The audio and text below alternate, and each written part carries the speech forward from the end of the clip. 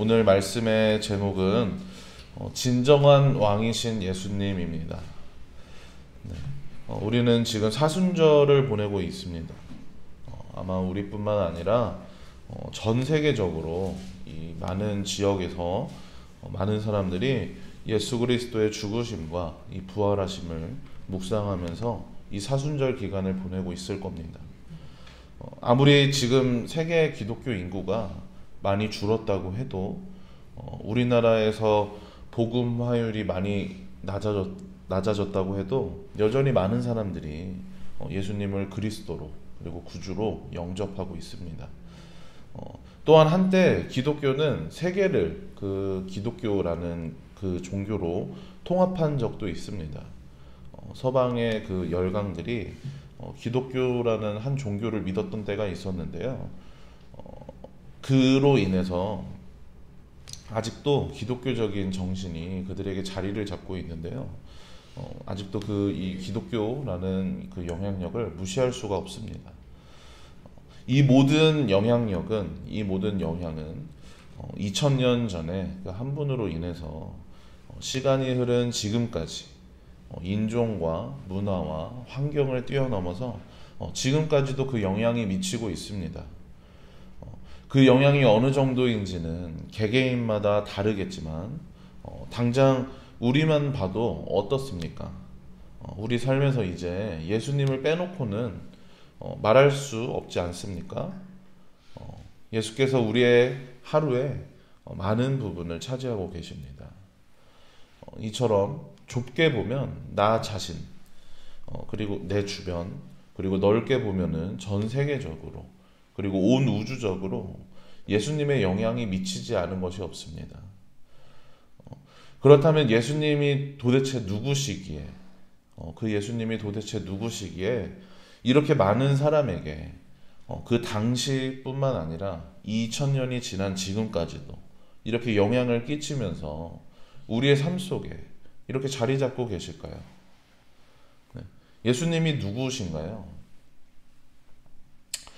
마태복음은 이 질문에 계속해서 답을 주고 있습니다. 예수님이 도대체 누구신가 하며 묻는 이 질문에 특별히 유대인들을 향해서 너희들이 기다리고 있는 메시아, 예수님이 바로 그 메시아라고, 우리의 왕이라고 대답하고 있습니다. 그리고 오늘 우리가 읽은 이 본문 말씀은 이렇게 예수님이 왕이시라는, 메시아라는 대답을 하는 아주 중요한 말씀입니다. 본문을 보면요, 예수님께서 예루살렘에 나귀를 타고 들어가시죠. 그때 많은 사람들이, 예수님께서 그 나귀를 타고 들어가실 때 많은 사람들이, 어떤 이들은 나뭇가지를 베어서 바닥에 깔기도 하고, 어떤 이들은 자신들이 입고 있던 옷을 펼쳐서 이렇게 깔기도 하면서 예수님이 가시는 길을 준비합니다. 그러면서 외치는 것이 호산나 다윗의 자손이여 하면서 예수님의 예루살렘 입성을, 예루살렘에 오시는 그 예수님을 환호합니다. 근데 이 모든 말씀은 성경에서 이미 예언하고 있었습니다. 예수님이 이렇게 오시고 이들이 환호하고 그들의 반응들을 예언하고 있었습니다. 이렇게 예수님의 공생의 삶은 철저히 성경에 예언된 대로, 하나님의 뜻대로 그렇게 살아가신 삶입니다. 오늘 본문의 이 사건도 예수님께서 임의대로 하신 일이 아니라 구약 성경의 말씀에서 이미 앞서서 이렇게 증언한 일입니다. 여기서 우리는 중요한 사실을 떠올려야 합니다. 그것이 뭐냐면요, 합력하여 선을 이루시는 주님, 그 주님께서 우리를 구원하시기 위해 하신 일들, 그리고 모두 구원하시기 위해 하신 일들은 모두 신실하신 그분의 뜻과 그 섭리 안에서 이루어진다는 것입니다. 우리는 종종 이렇게 갑자기 뭔가에 딱 꽂혀서 이렇게 할 때가 있지 않습니까? 미리 계획하지 않았는데, 계획했던 일이 아닌데 그날 갑자기 하고 싶어져서 그렇게 할 때가 있습니다. 아니면은 때로는 미리 계획했던 일인데도 미리 하려고 이렇게 계획을 잡아놨는데도 뭐 귀찮아서라던가 아니면 우리의 변덕 때문이라던가 계획한 대로 하지 않을 때가 있습니다. 우리는 그런 존재들입니다. 갑자기 우발적으로 계획을 세운다거나 아니면 우발적으로 계획을 취소한다거나 우리는 그렇게 하는 존재들입니다. 하지만 주님께서는 그러지 않으십니다. 태초부터 지금까지 그냥 즉흥적으로라던가 아니면 우발적으로라던가 아니면 갑자기 뭐 운이 좋아서 어쩔 수 없이 그렇게 된 것이 하나도 없습니다.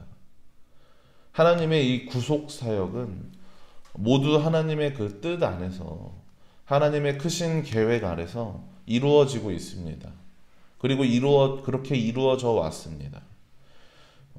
하나님이 세상을 창조하신 것도 하나님이 그냥 이렇게 가만히 계시다가 심심해서 왠지 그날따라 그렇게 하고 싶어서 그래서 하신 것이 아니라 하나님의 크신 계획 안에서 우린 그것들을 전부 알 수 없을지라도 어떤 이런 규칙 속에서 이루어졌습니다. 마찬가지로 하나님이 하신 일, 예수님이 하신 모든 일은 그 뜻 안에서 이루어졌습니다. 우리는 오늘 말씀을 보면서 이 사실을 떠올려야 합니다. 예수님이 그날따라 예루살렘에 들어가고 싶으셔서 그리고 가는 길에 그날따라 나귀를 타고 가고 싶으셔서 그렇게 하신 것이 아니라 구약의 말씀대로 그 예언대로 하나님의 뜻대로 일을 이루어 가시고 성취하신 것입니다.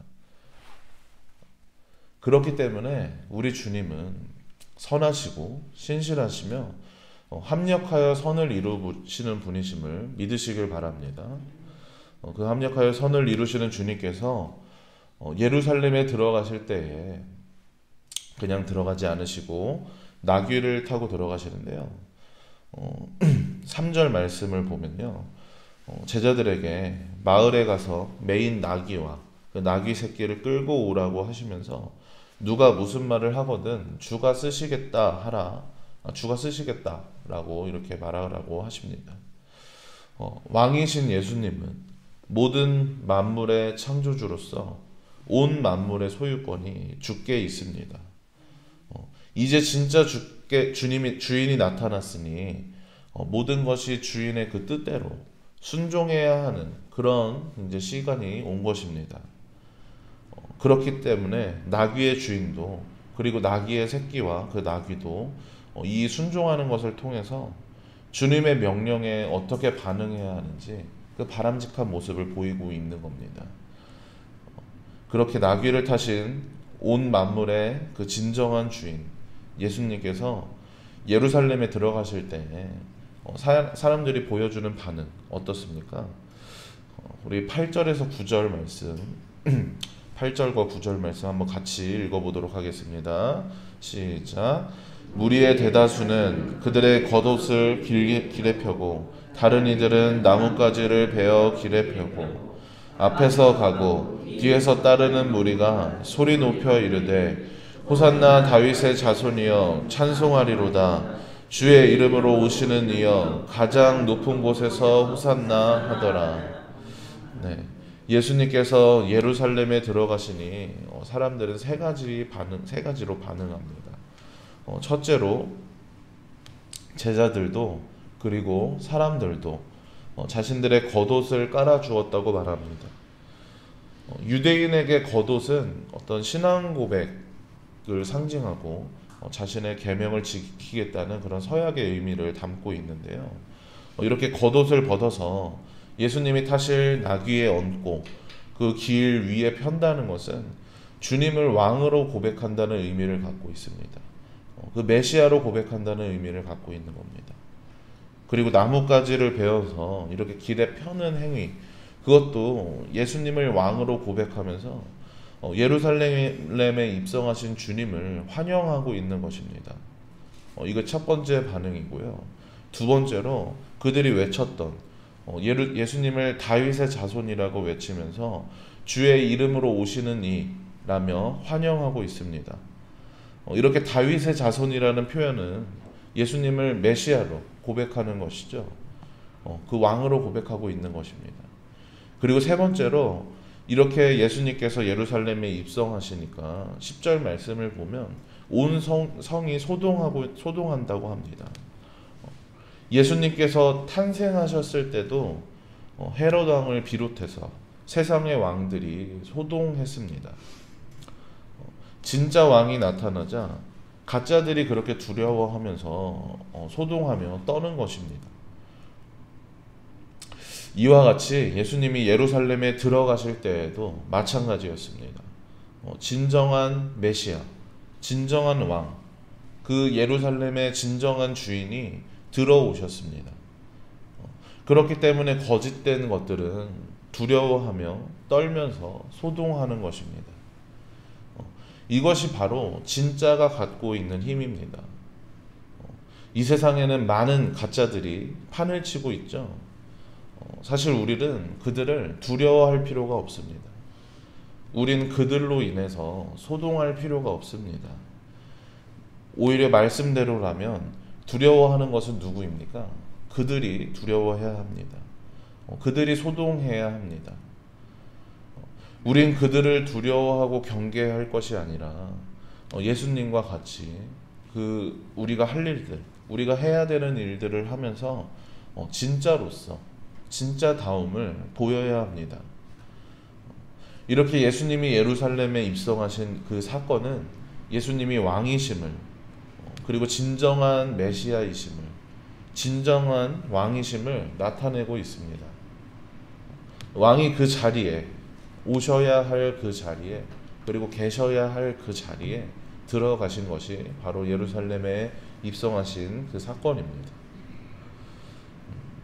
그렇게 처음부터 끝까지 예수님이 왕이심을, 바로 그 메시아임을 당시의 사람들에게, 그리고 시간이 지나서 우리들에게 이렇게 알리고 계시는데요.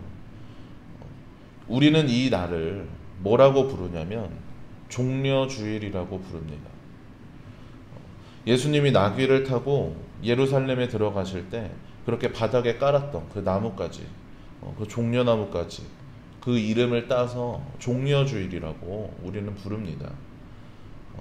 그리고 이 종려주일은 왕이 예루살렘에 입성하셨다, 그렇게 승리하셨다를 나타내면서 예수님이 구약에서 말하는 그 메시아이며 진정한 왕이심을 나타내면서 하나님의 그 모든 계획과 섭리를 나타내면서 동시에 우리에게 무엇을 알리냐면요, 고난주간의 시작을 알립니다. 우리 기독교는 그러니까 사순절 이 마지막 한 주, 우리는 아직 앞두고 있지만, 기간들을 앞두고 있지만, 사순절의 마지막 한 주를 종려주일을 시작으로 고난주간을 보냅니다. 왕대심을 보이시고, 그렇게 승리하심을 보이시고, 그 섭리를 보이셨는데, 그 이후에는 고난주간이 시작됩니다. 예수님은 이런 이 승리의 모습과는 어울리지 않게 5일 뒤에 수모를 당하시고 십자가에 달려 죽으십니다. 그렇게 예수님을 환호하고 그렇게 소동하던 그 자들이 돌변해서 예수님을 십자가에 못 박으라며 성난 군중이 되어버립니다. 참 우리가 생각할 것들이 많은데요, 하나 분명한 건 예수님은 이 세상이 말하는, 이 세상에서 우리가 보통 알고 있는 그 왕과는 다르다는 겁니다. 세상에서의 왕은 이렇게 군중들이 환호하고 소동하는 것을 이용해서 자신의 입지를 굳힐 것입니다. 자신의 세력을 넓히고 더 나아가서 왕권을 확립할 겁니다. 그게 세상의 왕들의 방식인데 예수님의 방식은 달랐습니다. 예수님은 이 예루살렘에 죽기 위해서, 예루살렘에 오신 예수님의 목적은 죽기 위함입니다. 예루살렘에는 예수님을 시기하고 그렇게 틈을 노리는 이들로 가득했음을, 예루살렘에 들어가면 위험하다는 것을 예수님은 이미 알고 계셨습니다. 근데 그 모든 것을 아심에도, 그리고 환호하는 그 군중들이 어떻게 돌변할지 아심에도 예수님은 세상의 왕들처럼 그들의 방식을 따르지 않고 예수님의 방식대로, 예수님의 뜻, 하나님의 뜻대로 그렇게 나아가셨습니다. 진정한 왕, 세상이 말하는 왕과는 다른, 이 세상의 가짜 왕들과는 다른 진정한 왕은 그 방식도, 그 하시는 행동들도 가짜 왕들과 다릅니다. 그 껍데기만, 겉모습만 다른 것이 아니라 이것을 승리해 가시고 이뤄 가시는 그 방식 또한 다릅니다. 가짜 왕들은 병사들을 희생시켜서 자신의 입지를 굳히죠. 하지만 진짜 왕이신 예수님은 스스로 희생하셔서 하나님의 뜻을 이루십니다. 이것이 진정한 왕과 아닌 자들, 그 차이입니다. 사랑하는 여러분, 예수님께서 왕으로서 예루살렘에 입성하셨습니다. 많은 사람들의 환호와 그리고 외침과 소동을 들으시면서 예수님의 왕 되심을, 메시아 되심을 나타내셨습니다. 이것은 갑자기 우발적으로 행한 것이 아니라 창조 때부터, 태초부터 하나씩 하나씩 이뤄가신 신실하신 하나님의 계획입니다. 예수님께서 그 뜻을 이뤄가신 겁니다. 그리고 이렇게 뜻을 이뤄가심을 시작으로, 이렇게 승리하는 모습을 보이시는 것을 시작으로 고난주간이 시작됩니다. 왕이신 예수님을 진정한 왕으로, 그리고 사망 권세 이기시고 죄와 속박에서 우리를 건지시는 그 계획이 이것을 통해서 비로소 시작됩니다. 우리가 이 사건들을 통해서, 그리고 이 말씀들을 통해서 주님이 어떤 분이신지 분명하게 알길 원합니다. 이 말씀이 전하고 있는, 이 말씀이 나타내고자 하는 그 예수님을, 이 말씀들을 보면서 다른 것을 향하지 않고 오직 주님만을 향해서 나아가는 여러분들 되시길 바랍니다. 그리하여서 저 군중들과 같이 예수님을 환호하면 그렇게 따라서 환호하고, 예수님을 핍박하면 그렇게 따라서 핍박하는 저 군중들처럼 되지 마시고 나의 예수님, 나의 구원자, 나의 왕으로 예수님이 승리하며 환호하는 모습이든지, 아니면 핍박받고 그렇게 순환받으시는 그런 모습이든지, 그것에 따라가지 않고 믿음을 따라서 나아가는 우리 모두가 되길 바랍니다. 그것이 진정한 왕을 대하는 주님의 백성의 태도입니다. 이 사순절 기간이 그런 시간 되시길 주님의 이름으로 축복합니다.